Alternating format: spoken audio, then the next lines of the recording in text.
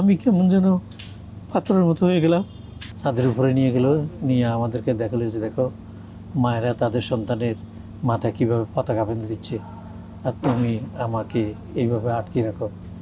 কিন্তু আসরের সময় থেকে দেখি যে বিভিন্ন জায়গা থেকে, বিভিন্ন মসজিদ থেকে মাইকে অ্যানাউন্স হচ্ছে যে এখানে এরকম একটা লাশ পাওয়া গেছে। আমি ওখানে দৌড়ে গেলাম, যাই দেখি যে না, এটা আমার ছেলে না। এরকম কয়েক জায়গায় গেলাম। মেডিকেলে যখন আমরা ঢুকলাম দেখি যে ইমার্জেন্সির গেট থেকে একেবারে মেডিকেলের ইয়ে পর্যন্ত রক্তে একদম ভরা। আমার ছেলের নাম সৈয়দ মুনতাসির রহমান আলিফ। 24 সালে দাখিল পরীক্ষায় তামিল মিল্লাত থেকে জিপিএ প্লাস পেয়েছে আর কি। পরীক্ষার রেজাল্ট আউটের পরে আমরা গ্রামের বাড়িতে চলে যাব, কিন্তু হঠাৎ করে সে আর বলতেছে আমি যাব না। কিনা আমি কম্পিউটারে ভর্তি হবো এবং ইংলিশ কোর্স ভর্তি হয়ে যাব। তখন বাধ্য হয়ে তারে জুন মাসে 24শে জুনে যাত্রাবাড়িতে একটা পলিটেকনিকে ইংলিশ কোর্স এবং এই কম্পিউটার ট্রেনিং সেন্টারে ভর্তি করে দিলাম। তো এটা দীর্ঘদিন বাড়িতে যেতে পারি না, কারণ তার সায়েন্সে পড়ে কোচিং টোচিং নানান ইয়া। এই জুলাইতে শুরু হয়ে গেলো এই আন্দোলন। তা আন্দোলন শুরু হলে ওদিকে কোচিংয়ে যায় যাত্রাবাড়িতে, আর ইয়েতে শনিয়াখড়া। এখন জুলাই আন্দোলন শুরু হয়েছে, ওখান থেকে সে আবার সেখানে আন্দোলন যাওয়া শুরু করলো। আমরাও তো আমার বাসার পাশেই এলো রাস্তা, মেইন রোড কুতুবখালিতে, আমরাও সেখানে গেছি। জুলাই যাইতেছে, আমরা যাইতেছি, তাকে গাইড করে নিচ্ছি, আনছি। এক পর্যায়ে 18 তারিখে সে আবার গুলি খেল,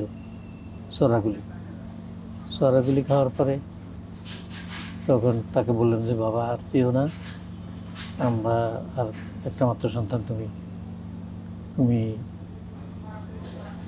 এখন সে যাবে।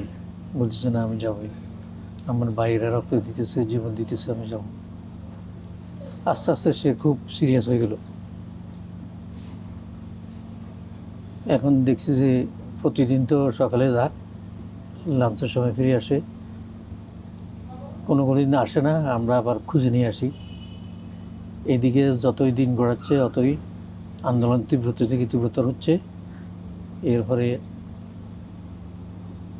গোলাগুলি হচ্ছে, আহত হচ্ছে।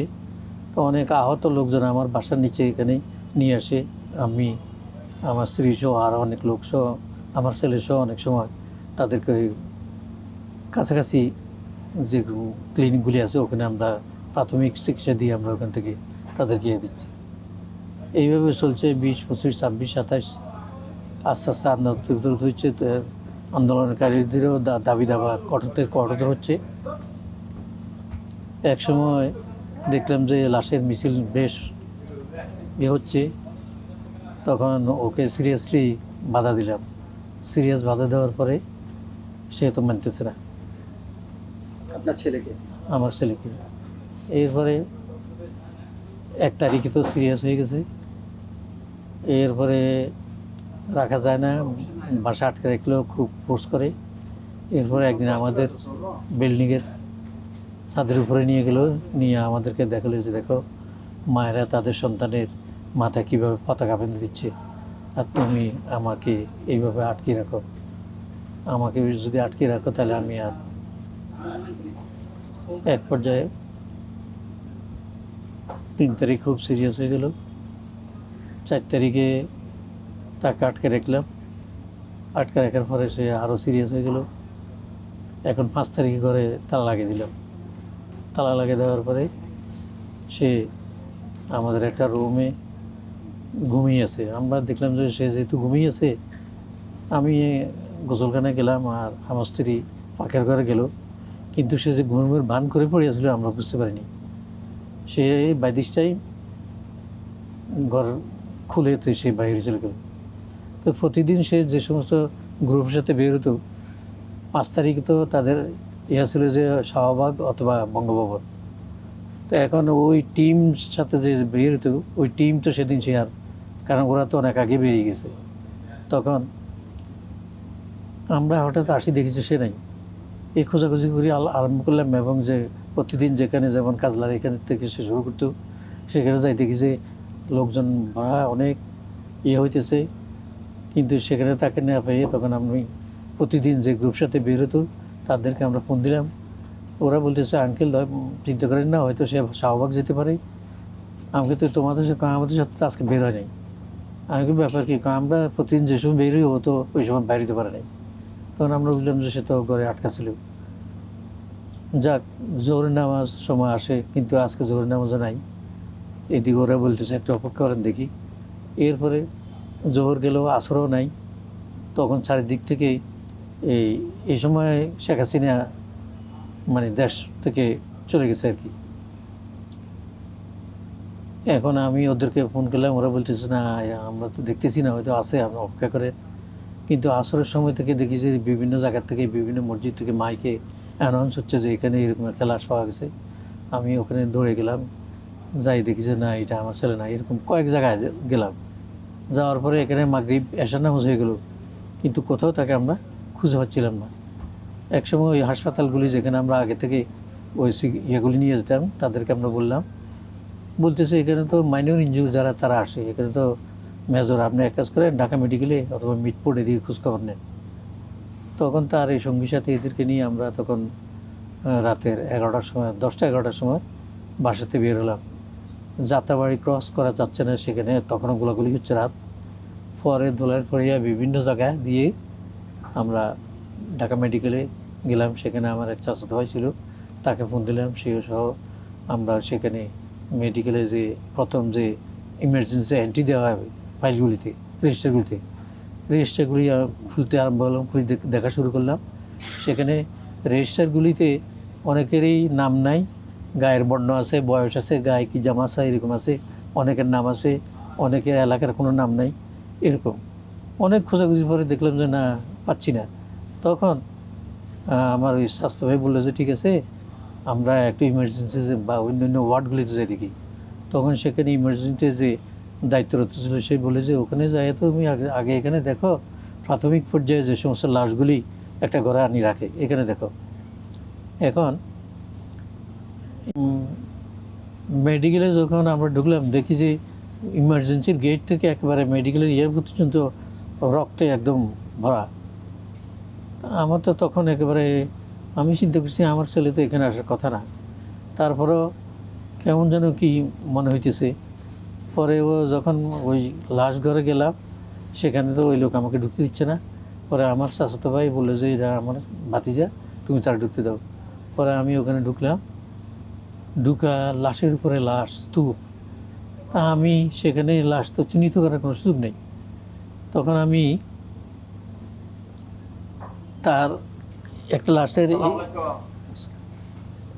লাশের এটুক তার এই আনকাভার দেখলাম। আমি তার এই বাহুটি দেখে আমার সন্দেহ হইল যে আমার ছেলে তো ঘরে ব্যায়াম ট্যাম করতো, এইটা হইতে পারে। এটা 3টা লাশের নিচে, এবং মাথাটা তার দিয়ে পতাকা দিয়ে বাঁধা। তখন আমি ওই লাশঘরের লোকের বললেন যে ভাই এই লাশটা আমার একটু দেখাও, আমার হয়তো এটা আমার ছেলে হইতে পারে। বলতেছে না, আপনি কনফার্ম না হলে তো। তখন আমি তাহলে তুমি ওর পাওয়াটা দেখাও। ও তো পাজামা পরা ছিল, এখন সে দেখাচ্ছে না। অনেক বিনয় করার পরে সে তখন পাও দেখতো আমার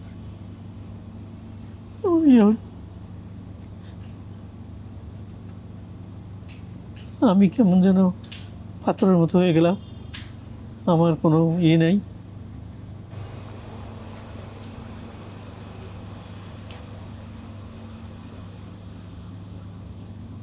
এরপরে আমি বললাম যে হ্যাঁ এটাই আমার ছেলে, তুমি আর তার চেহারাটা আমাকে দেখো। এখন বলতেছে না, চেহারা দেখানো যাবে না, এটা এখানে গুলি, এখানে রক্ত বের হচ্ছে, আমরা এটা বেঁধে রেখেছি। পরে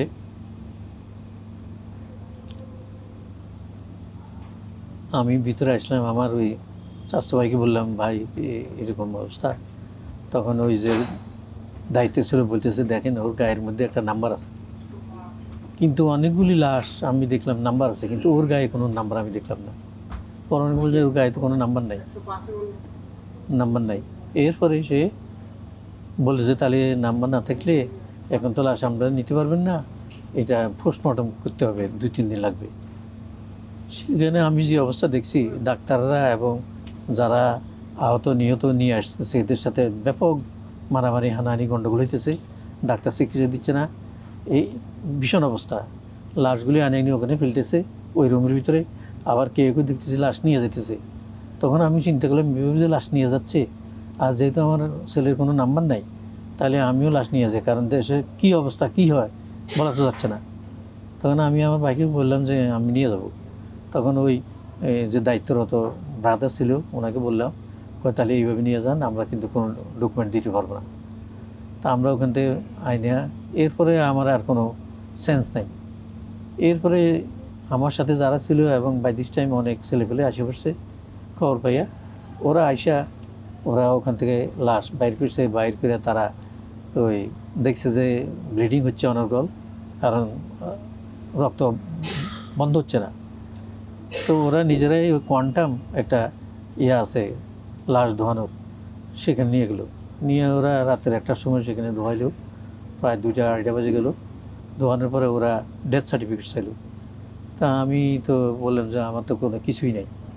তখন ওনারা বলে যে আমরা তো ডেথ সার্টিফিকেট লাশ দিতে পারবো না। তখন ওনাকে অভিনয় করে আমি একটা আন্ডারটেকিং দিলাম, আমি আমার পরিচয় দিলাম যে আমি বাংলাদেশ ব্যাংকে পিপিলিটি চাকরি করি। এখন আমার তো একমাত্র সন্তান, এখন রাত্রের মধ্যেও যদি আমি এই সন্তান দেশে নিতে না পারি, পথে কী হয় না হয়, এ দেশের কী অবস্থা। তখন উনি আমাদের লাশ দিয়ে দিল। সেখান থেকে আমি আমার বাসায় আসি, তখন ফজরের নামাজে আজান দেয়। আমি আমার স্ত্রীকে নিয়ে আমরা দেশের বাড়ি কুমিল্লাতে নিয়ে জোহরের পরে সেখানে ছেলেকে দাফন করি। এই অবস্থা।